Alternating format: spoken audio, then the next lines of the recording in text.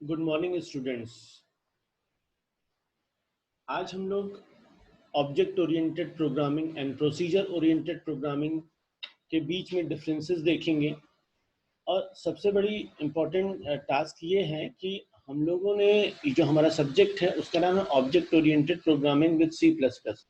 यानी कि हम लोग जो प्रोग्रामिंग के कंसेप्ट इम्प्लीमेंट करेंगे वो ऑब्जेक्ट ओरिएंटेड प्रोग्रामिंग के कंसेप्ट को यूज करके करेंगे।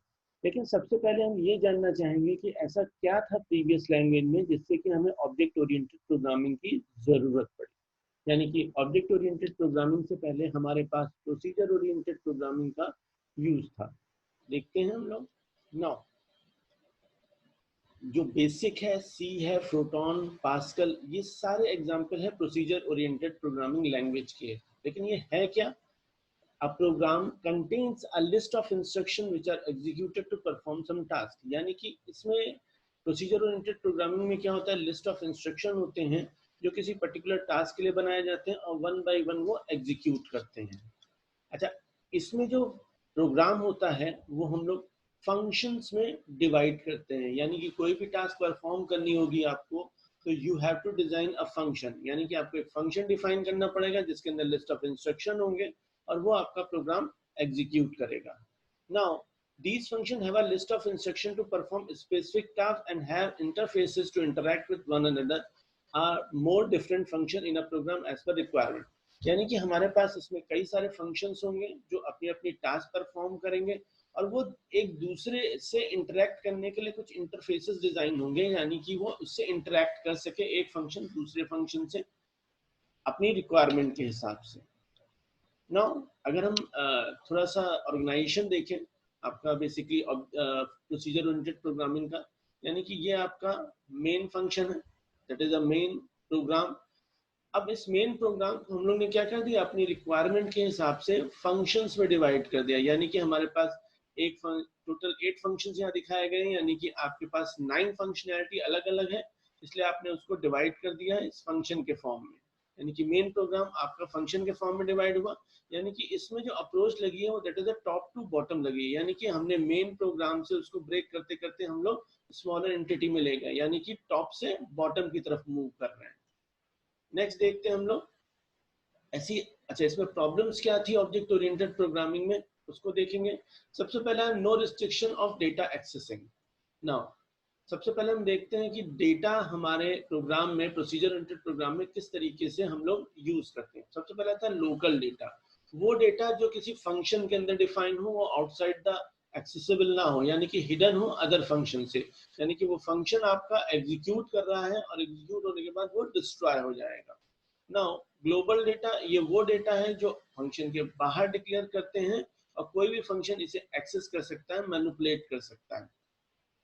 नाउ अगर हम इस ऑर्गेनाइजेशन को देखें, ग्लोबल डेटा एंड फंक्शंस के बीच की लिंक, तो ये हमारे पास कई सारे फंक्शंस हैं। हर फंक्शन में अपना उसका लोकल डेटा होगा और वो फंक्शन किसी न किसी ग्लोबल डेटा को एक्सेस कर रहा होगा। यानी कि एक ग्लोबल डेटा कई सारे फंक्शंस में एक्सेसिबल होगा। आप देख सकते हैं। तो अगर आप देखना चाहें कि कौन सा फंक्शन किस किस ग्लोबल डेटा को एक्सेस कर रहा है तो दिस इज द लिंक यहाँ पे क्रिएट किया हुआ है। नाउ नेक्स्ट देखते हैं हम लोग। सबसे इंपॉर्टेंट बात थी, मैंने कहा था कि that is a no restriction on data accessing. यानी कि डेटा एक्सेसिंग पे कोई रिस्ट्रिक्शन नहीं थी, कोई भी फंक्शन किसी भी डेटा एक्सेस कर सकता था। यानी कि large program is difficult to conceptualise the multiple number of connection between the global data and function. यानी कि हमारे पास छोटा प्रोग्राम है तो आपको 8 फंक्शन दिखाई दे रहे हैं, लेकिन आपके पास लार्ज प्रोग्राम होगा तो आपके पास थाउजेंड हंड्रेड्स में फंक्शन होंगे। तो कौन सा डेटा किस ग्लोबल डेटा को एक्सेस कर रहा है ये कॉन्सेप्चुअलाइज करना थोड़ा सा डिफिकल्ट होता था। दूसरा क्या है, अगर आपके ग्लोबल डेटा में कोई भी चेंज किया गया है तो उससे रिलेटेड जितने भी फंक्शंस होंगे उन सभी फंक्शंस में वो डेटा वो मॉडिफिकेशन करना पड़ेगा जिससे कि आपका प्रोग्राम स्मूथली चल सके। और ये मॉडिफाई करना इट्स अ टीडियस टास्क, क्योंकि आपके एक फंक्शन कई सारे ग्लोबल डेटा, यानी कि एक ग्लोबल डेटा आपका कई सारे फंक्शंस के साथ अटैच होता है। Now, no restriction on data for modification while accessing by function। यानी कि अगर कोई भी फंक्शन किसी डेटा को एक्सेस कर रहा है, मैनिपुलेट कर रहा है, तो कोई रिस्ट्रिक्शन नहीं होती है कि वो डेटा को मॉडिफाई ना कर पाए। हर फंक्शन किसी भी डेटा को मॉडिफाई कर सकता है, यानी कि कोई डेटा की सिक्योरिटी नहीं प्रोवाइड की गई है। अगर ऐसे ही समझ लें कि कोई भी आउटसाइडर आपके घर के चीजों को ले लेता है, एक्सेस कर लेता है, तो क्या सिक्योरिटी रहेगी आपकी घर में? और हर बंदे को हर घर में एक सिक्योरिटी तो होती है कि कोई भी आउटसाइडर अलाउड नहीं होता, कोई भी आपके डेटा को एक्सेस नहीं कर सकता आपके घर की चीजों को बिना आपके पूछे ना। तो ये हमारी एक पहली प्रॉब्लम थी। अच्छा, दूसरी प्रॉब्लम थी हमारी unable to model the real world. अब ये रियल वर्ल्ड क्या है पहले तो ये देखते हैं, ये मैं आगे भी बताऊंगा ना। रियल वर्ल्ड क्या है? हम और आप मिलके जो वर्ल्ड बनाते हैं that is called real world. और हम और आप है क्या? हम और आप ऑब्जेक्ट्स हैं। हम और आप क्या है? ऑब्जेक्ट्स हैं। ऑब्जेक्ट्स क्या होता है? ऑब्जेक्ट वो होता है जिसकी अपनी कुछ प्रॉपर्टी होती है और जिसकी अपनी कुछ बिहेवियर होता है। जैसे आपकी अपना जो डेटा है दैट इज आपका नाम है, आपका रोल नंबर है, आपके मार्क्स हैं, आपके फादर्स नेम है, एड्रेस है, मोबाइल नंबर है, फोन नंबर है, आपका स्ट्रीट एड्रेस है। तो दीज आर द डेटा जो आप कंटेन कर रहे हैं। Every object contain some data. ये डेटा इसलिए कंटेन होता है ताकि हम उसको आइडेंटिफाई कर सकें और उसकी स्टेट डिफाइन कर सकें ना। दूसरा होता है बिहेवियर। बिहेवियर में क्या होता है? हर ऑब्जेक्ट का अपना बिहेवियर होता है, यानी कि उसके अपने पास फंक्शन होंगे। जैसे आप खाते हैं, सोते हैं, खेलते हैं, पढ़ते हैं, तो these are your functions, behaviour. मतलब ये बिहेव करते हैं। तो चूंकि हमारा रियल वर्ल्ड ऑब्जेक्ट के बेस पर है और हमारा जो प्रोसीजर ओरिएंटेड प्रोग्रामिंग है वो किसके बेस पर है? फंक्शंस के बेस है। यानी कि प्रॉब्लम को किस में डिवाइड कर रहा है? फंक्शंस में। तो फंक्शंस को ऑब्जेक्ट के साथ मैप करना इट्स अ टीडियस टास्क, क्योंकि हमारे पास ऑब्जेक्ट में एक से ज्यादा फंक्शन होंगे और यहाँ पे हम फंक्शंस को अलग अलग बनाते हैं। तो ये एक सबसे बड़ा ड्रॉबैक है, that is a procedure does not map the function with the real world, because real world based on the object which has properties and behavior. Now basic, अब बात आती है, तो ये तो हमने प्रोसीजर ओरिएंटेड के बारे में पढ़ा। अब यहाँ पे क्या है, जो हमारा ऑब्जेक्ट ओरिएंटेड प्रोग्रामिंग है उसको क्रिएट करने का अपना एक पर्पस है, that is a data security. आप देख सकते हैं यहाँ पे एक डेटा सिक्योर डेटा का यहाँ यूज किया गया, क्योंकि डेटा एक क्रिटिकल एलिमेंट है। अच्छा, आप ये बताइए कि अगर मैं आपसे पूछूं कि आपका डेटा कोई दूसरा मैनिपुलेट करे तो क्या ये आपके लिए सही होगा? फॉर एग्जाम्पल, आपके बैंक अकाउंट है, बैंक अकाउंट में पैसे को निकालना वो आपके लिए पॉसिबल है, दूसरे के लिए नहीं हो सकता। तो यानी कि आपका जो डेटा है वो सिक्योर होना चाहिए, यानी कि दूसरा मॉडिफाई ना कर सके, दूसरा एक्सेस ना कर सके आपके अलावा। तो इस चीज का सबसे इम्पोर्टेंट ध्यान रखा गया है। अगर हम आजकल सोशल मीडिया में भी देखें तो सबका जो डेटा पब्लिक है वो सब लोग एक्सेस कर सकते हैं, लेकिन कई बार प्राइवेट डेटा भी एक्सेस हो रहा है। तो यानी कि प्राइवेट डेटा को इस तरीके से डिजाइन करना है, इस लैंग्वेज का यूज करना है ताकि आपका डेटा क्या रहे? सिक्योर है, आपके अलावा कोई एक्सेस ना कर सके। तो ये मेरा मेजर मोटिवेटिंग फैक्टर था ऑब्जेक्ट ओरिएंटेड प्रोग्रामिंग को इन्वेंट करने का। ना, जब भी हम ऑब्जेक्ट ओरिएंटेड प्रोग्रामिंग का यूज करते हैं तो बेसिक बिल्डिंग ब्लॉक क्या होता है इसका?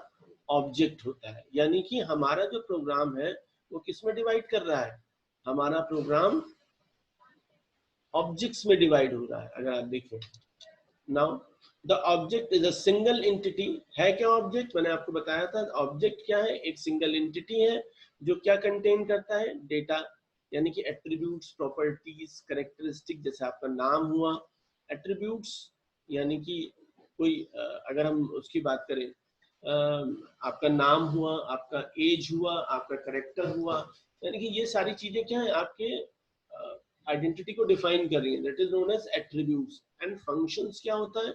फंक्शन जो उस डेटा बिहेवियर, यानी कि उस डेटा पे जो परफॉर्म करना है, ठीक है। फॉर एग्जाम्पल, अगर हम बात करें, आपका एक डाइजेशन सिस्टम है, आप इनपुट के तौर पर क्या यूज करते हैं? आपने इनपुट के तौर पर यूज किया बेसिकली लंच या डिनर, उसको डाइजेस्ट कौन करता है? आपका डाइजेशन सिस्टम। तो ये आपका बिहेवियर हुआ डाइजेशन। तो वो जब तक कि अब आपका डाइजेशन सिस्टम क्या करेगा? आप ही के खाना को डाइजेस्ट करेगा, किसी दूसरे के सिस्टम या दूसरे के पर्सन के खाने को डाइजेस्ट नहीं करेगा। तो ऑब्जेक्ट क्या है? एक सिंगल एंटिटी जो डेटा एंड बिहेवियर को कंबाइन कर रही है। Now data of object can access or change by the member function, यानी कि कोई भी जो ऑब्जेक्ट है वो केवल अपने ही डेटा को क्या कर सकती है? चेंज कर सकती है। कोई भी दूसरा फंक्शन, ऑब्जेक्ट का फंक्शन किसी दूसरे ऑब्जेक्ट के डेटा को चेंज नहीं कर सकता, एक्सेस नहीं कर सकता, जब तक कि ऑब्जेक्ट खुद ना परमिशन दे। तो this is a basic fact of object oriented programming. Now अगर हम बेसिक ऑर्गेनाइजेशन देखें ऑब्जेक्ट ओरिएंटेड प्रोग्रामिंग का, तो हमारे पास ये क्या है? देखिए ये ऑब्जेक्ट्स है। ये ऑब्जेक्ट्स क्यों है? क्योंकि इनके पास अपना क्या है? डेटा है, और इसी के पास क्या है? अपने मेंबर फंक्शन है। यही मेंबर फंक्शन इस डेटा को मैनिपुलेट करेंगे। कभी भी एक ऑब्जेक्ट का मेंबर फंक्शन दूसरे ऑब्जेक्ट के मेंबर फंक्शन को मैनिपुलेट नहीं कर सकता है, इस बात का ध्यान रखिएगा। और एक ऑब्जेक्ट दूसरे ऑब्जेक्ट से कम्युनिकेट कैसे करेगा? By using message passing. ठीक, तो ये आपका ऑब्जेक्ट ओरिएंटेड प्रोग्रामिंग का ऑर्गेनाइजेशन है, यानी कि प्रॉब्लम्स को किस में डिवाइड किया हुआ है? ऑब्जेक्ट्स में। यहाँ पे 3 ऑब्जेक्ट्स दिखाए गए हैं।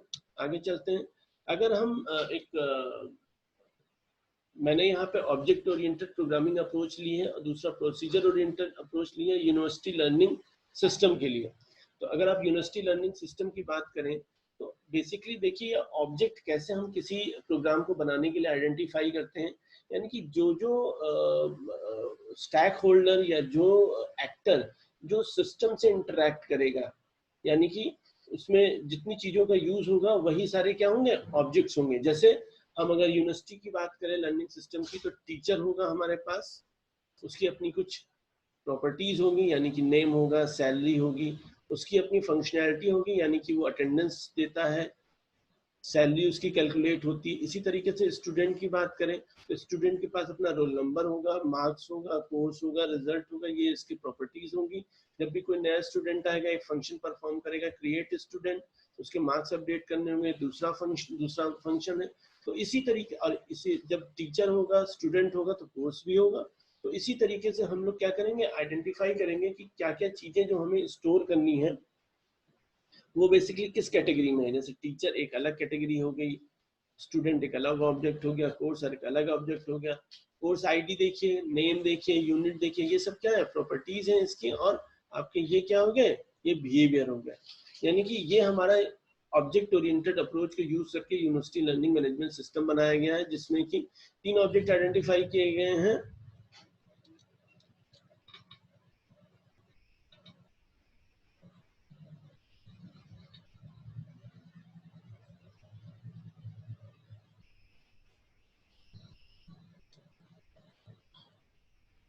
तीन ऑब्जेक्ट आइडेंटिफाई किए, टीचर, स्टूडेंट एंड कोर्स। अब यही चीज हम प्रोसीजर ओरिएंटेड में देखते हैं। तो हमारे पास देखिए ये फंक्शंस हैं बनाए गए हैं, जैसे student attendance, teacher attendance, calculate salary, course allotment, create new student, create new subject, marks update, create result. यानी कि जितने फंक्शंस हैं हम लोगों ने प्रोग्राम को उतने ही फंक्शंस में डिवाइड कर लिया है। और इसमें जो ग्लोबल डेटा यूज हुआ है वो हुआ है आपका, जैसे स्टूडेंट है, स्टूडेंट की इंफॉर्मेशन स्टोर करेगा, कोच की इंफॉर्मेशन स्टोर करेगा, टीचर की इंफॉर्मेशन स्टोर करेगा। और ये जो डेटा है वो कोई भी फंक्शन इसको एक्सेस कर सकता है। ठीक है, तो this is the 2 type of approach जो हम यहाँ पे ऑब्जेक्ट ओरिएंटेड अप्रोच का यूज करेंगे। मैंने आपको बताया कि हम काम इससे भी कर सकते हैं, इससे भी कर सकते हैं, लेकिन 2 चीजें हैं, एक तो डेटा सिक्योरिटी नहीं है और एक रियल वर्ल्ड के प्रॉब्लम को नहीं सॉल्व कर पाता प्रोसीजर ओरिएंटेड प्रॉब्लम प्रोग्रामिंग। ठीक है, अब आगे देखते हैं हम लोग।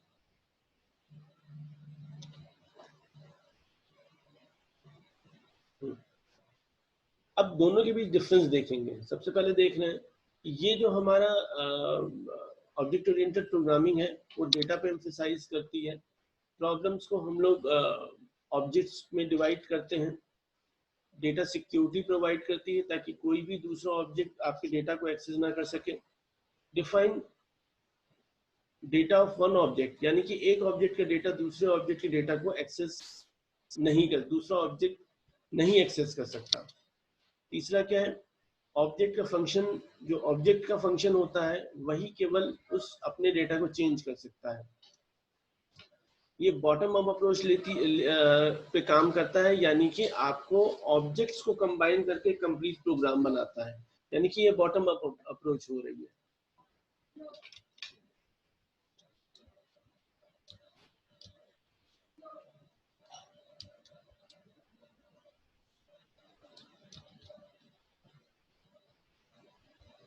ठीक।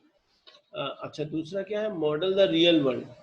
ये रियल वर्ल्ड की प्रॉब्लम को सॉल्व करने के लिए, यानी कि ये जो इसका कंसेप्ट है वो आपका ऑब्जेक्ट्स जो यूज कर रहे हैं वो रियल वर्ल्ड के कॉन्सेप्ट को मैच करता है, मैप करता है। इसी वजह से कोई भी प्रॉब्लम को ये सॉल्व कर सकता है। अच्छा, प्रोसीजर ओरिएंटेड प्रोग्रामिंग में हम लोग फंक्शन या एल्गोरिथम का यूज करते हैं, सीक्वेंस ऑफ स्टेप का यूज कर सकते हैं, करते हैं। प्रॉब्लम फंक्शंस में डिवाइड होता है, डेटा की कोई सिक्योरिटी नहीं रहती, डेटा कोई भी एक्सेस कर सकता, कोई भी फंक्शन एक्सेस कर सकता है, फंक्शन किसी भी वैल्यू को किसी भी समय एक्सेस करके चेंज कर सकता है, और ये top to top down approach को यूज करता है। यानी कि सबसे पहले प्रोग्राम को देखेंगे, उसके बाद उसको हम फंक्शंस में डिवाइड करते चले जाएंगे। यहाँ क्या है कि हम ऑब्जेक्ट्स को कंबाइन करके कंप्लीट प्रोग्राम बनाएंगे। अच्छा, ये रियल वर्ल्ड को मैप नहीं करता है। अच्छा, ये कुछ एक्स्ट्रा रीडिंग के लिए मैंने रेफरेंसेस दिए हैं, आप इसका भी यूज करके आप पढ़ सकते हैं। तो this is all about your object oriented programming.